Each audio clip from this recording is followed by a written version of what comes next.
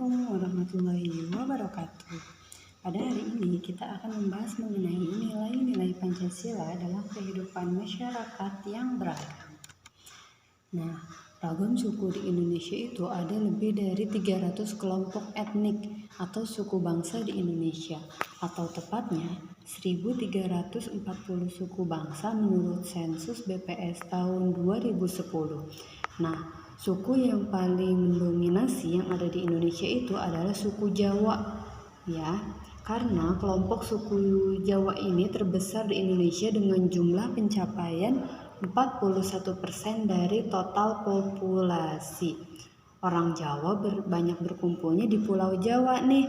Akan tetapi, jutaan jiwa telah bertransmigrasi dan tersebar ke berbagai pulau di Nusantara. Ya, makanya Pulau Jawa itu termasuk kepulauan terpadat kan kemarin sudah dibahas.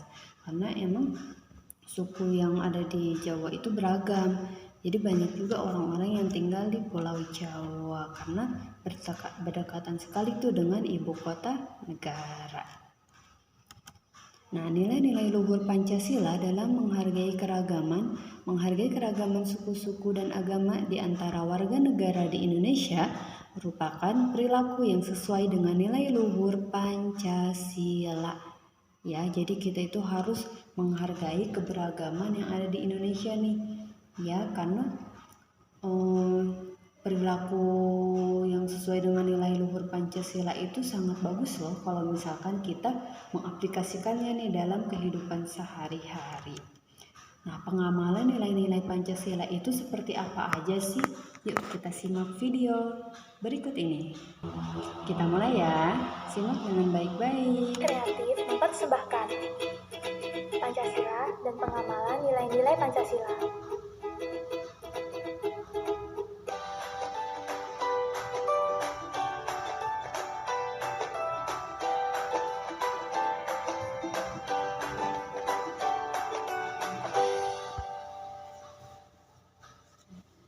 Tahukah kamu? Indonesia adalah negara kepulauan dengan 257,6 juta penduduk yang tersebar dari Sabang sampai Merauke. Terdiri dari 6 agama, Islam, Konghucu, Kristen Katolik, Hindu, dan Buddha. Dan 1.340 suku bangsa. Meskipun berbeda suku dan agama, mereka tetap hidup damai dan berdampingan. Tidak ada konflik, selalu toleransi, dan saling menghargai satu sama lain. Karena mereka mengamalkan nilai-nilai Pancasila. Tapi kenapa bangsa Indonesia saat ini tidak hidup damai? Bullying terlampau sering, kriminalitas tak terbatas, penindasan habis-habisan, pelecehan seksual makin viral, korupsi tak henti-henti, terorisme dan radikalisme.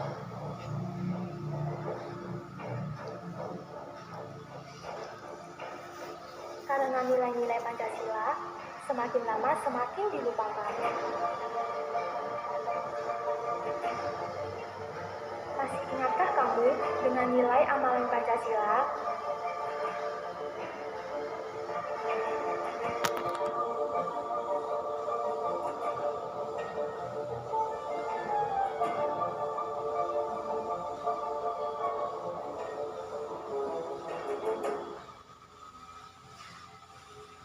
Bagaimana contoh perilaku pengamalan Pancasila?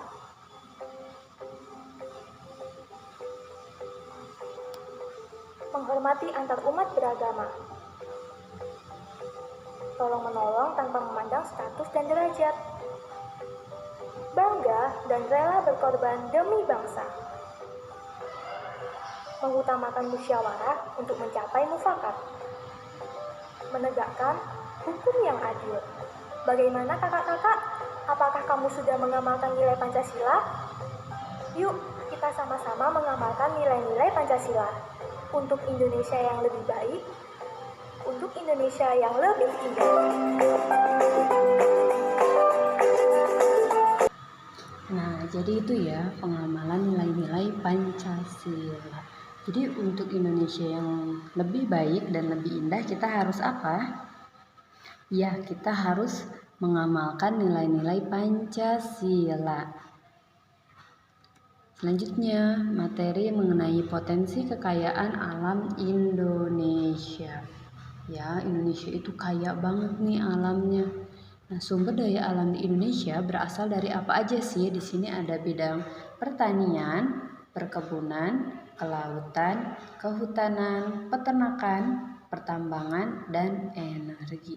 Inilah yang menyebabkan Indonesia sebagai suatu negara yang kaya akan sumber daya alamnya. Ya, makanya tuh para penjajah-penjajah itu ingin memperebutkan bangsa Indonesia itu karena mereka tergiur oleh sumber daya alam yang ada di Indonesia. Nih, pemanfaatan sumber daya alam. Kita lihat yuk videonya supaya kalian lebih memahami. Kita mulai ya. Indonesia ini terkenal sebagai negara yang penuh dengan sumber daya alamnya. Berbagai sumber daya alam yang bisa dimanfaatkan apa aja sih?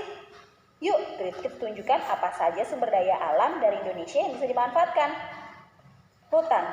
Hutan di wilayah Indonesia ini adalah hutan terluas ketiga di dunia loh. Luas hutan di Indonesia kalau digabungkan ada sekitar 99 juta hektar dan membentang dari Indonesia bagian barat sampai ke bagian timur. Tapi sayangnya, luas hutan di Indonesia semakin lama semakin menurun. Hal ini terjadi karena hutan yang terus mengalami kerusakan. Bahkan berdasarkan data, sekitar lebih dari 600.000 hektar lahan hutan akan hilang setiap tahunnya. Padahal potensi hutan Indonesia ini sangat besar untuk bisa membuat Indonesia lebih maju lagi. Karena ada berbagai manfaat dari hutan ini, seperti kayu yang digunakan dan juga hewan dan tumbuhan yang berasal dari hutan ini. Sangat penting untuk menjaga keseimbangan lingkungan hidup ini. Sebelum kita lanjut videonya, jangan lupa klik tombol subscribe dan tombol loncengnya ya. Lautan. Kids, sejak dulu Indonesia sudah dikenal sebagai negara maritim. Karena wilayah Indonesia ini sebagian besarnya terdiri dari lautan. Selain luas, lautan di wilayah Indonesia juga memiliki berbagai jenis ikan. Potensi ikan di Laut Indonesia ini sudah mencapai 6 juta ton setiap tahunnya. Dan potensi ini membuat Indonesia berada di urutan keempat pada 2009. Minyak bumi. Minyak bumi merupakan cairan kental berwarna coklat gelap atau kehijauan yang sangat mudah terbakar dan berada di lapisan teratas dari beberapa area di kerak bumi. Minyak bumi ini masih cukup sering digunakan sebagai bahan bakar pembangkit listrik di Indonesia. Potensi minyak bumi di Indonesia ini terus mengalami penurunan setiap tahunnya. Jadi Indonesia melakukan impor minyak bumi untuk memenuhi kebutuhan di dalam negeri. Gas alam. Cadangan gas bumi di Indonesia ini kabarnya masih cukup banyak. Diperkirakan ada sekitar 2,8 triliun meter kubik. Namun jumlah itu masih sekitar 1,5% dari cadangan gas alam yang ada di dunia. Walaupun begitu, angka ini membuat Indonesia menjadi salah satu negara yang mengekspor gas alam terbesar di dunia loh. Negara yang dijadikan tujuan ekspor gas alam ini adalah Jepang, Korea, Taiwan, Tiongkok, dan Amerika Serikat. Batu bara. Selain minyak bumi, batu bara ini juga menjadi bahan bakar yang digunakan untuk pembangkit listrik. Batu bara ini adalah bahan bakar fosil yang terbentuk dari tumbuh-tumbuhan yang mati tertimbun tanah selama jutaan tahun. Lapisan itu akan terputus dari udara langsung dan mendapatkan tekanan terus-menerus dari lapisan di atasnya. Negara Indonesia sudah menjadi negara pengekspor batu bara terbesar di dunia loh. Negara tujuan ekspor batu bara ini adalah Hong Kong, Taiwan, Tiongkok, Korea Selatan, Jepang, India, Italia, dan negara Eropa lainnya. Sampai di sini dulu ya videonya. Jangan lupa like, komen. Nah, jadi itu ya pemanfaatan sumber daya alam yang ada di Indonesia. Ya, apalagi pemanfaatan batu baranya itu ya, karena Indonesia menjadi negara pengekspor terbesar batu bara. Wah, alhamdulillah ya, negara kita itu ternyata berharga di mata negara-negara lain. Maka dari itu kita harus memanfaatkan sumber daya alam sesuai kebutuhan ya, jangan sampai berlebihan. Karena kalau misalkan kita terlalu menggunakannya secara berlebihan, nanti akan berdampak negatif juga tuh bagi kita dan juga negara kita. Nah, kekayaan di bidang perkebunan. Nah, ini adalah di bidang perkebunan dan pertanian. Maaf ya, ini judulnya salah ketik. Nah, peta persebaran hasil bumi pertanian di Indonesia itu ada cengkeh, coklat, karet, kopi, kelapa sawit, hasil hutan, minyak kayu, kapuk, tembakau, jagung, teh, pala, lada, sagu, rotan, dan padi. Nah, berdasarkan usia tanaman, perkebunan di Indonesia dibagi menjadi dua kelompok besar, yaitu tanaman semusim dan tanaman tahunan ya. Jadi kalau tanaman semusim itu hanya di musim-musim tertentu dia itunya ya berbuahnya. Nah kalau tanaman tahunan itu kita harus menunggu bertahun-tahun dulu nih supaya kita dapat memetik buahnya. Seperti itu. Nah, kalau ini potensi kekayaan ternak di Indonesia ya. Jadi Indonesia itu terdiri atas populasi ternak besar. Nih contohnya seperti kerbau, sapi potong, sapi perah, kuda. Nah, selain itu ada juga nih populasi ternak kecil seperti kambing, domba, babi. Sementara populasi ternak unggas terdiri dari ayam, berbagai jenis ayam ya, dan juga itik. Bebek juga termasuk ya di antara hasil ternak yang saat ini memiliki prospek ekspor adalah kulit olahan yang dimasak. Nah kan kalian makan kulit yang dimasak itu enak kan? Nah jadi ekspor terbesar itu kita banyaknya dari kulit tuh, kulit yang dimasak. Soalnya kan enak ya, bagi kita aja udah enak tuh, apalagi bagi orang-orang yang hidup di negara lain. Nah, sekarang kita simak yuk potensi laut di Indonesia. Soalnya kan kita tahu ya, negara Indonesia merupakan negara maritim, terdiri dari kepulauan. Nah, lautnya itu di Indonesia lebih luas daripada kepulauannya. Maka potensi apa aja sih yang terdapat di laut Indonesia? Yuk kita simak. Kita simak ya videonya dengan baik-baik. Indonesia merupakan negara kepulauan yang sangat luas dan banyak menyimpan kekayaan alam. Tak heran dari zaman dulu, bangsa-bangsa penjajah memperebutkan wilayah ini agar dapat menguras kekayaan lautnya. Dengan luas lautan hampir 70% dari total keseluruhan luas negara Indonesia, sebesar 14% dari terumbu karang dunia ada di Indonesia. Diperkirakan lebih dari 2.500 jenis ikan dan 500 jenis karang hidup di dalamnya. Tetapi belum banyak dipahami betul nilainya bagi bangsa Indonesia sendiri.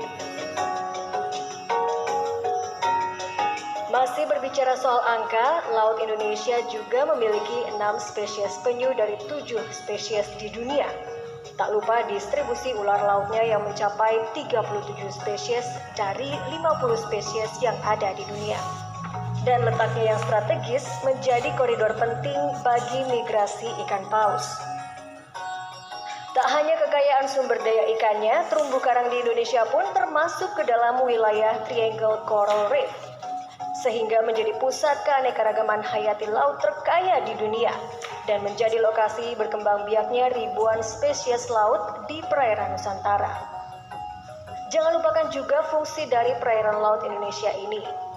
Laut Indonesia yang luas ternyata mampu menyerap sekitar 44% dari seluruh jumlah karbon dioksida di atmosfer. Bagaimana caranya? Di laut ada sebuah sistem rantai makanan yang berfungsi sebagai penyerap karbon.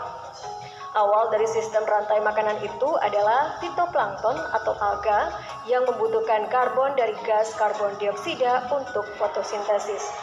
Karbon itu mereka serap dari atmosfer untuk tetap hidup.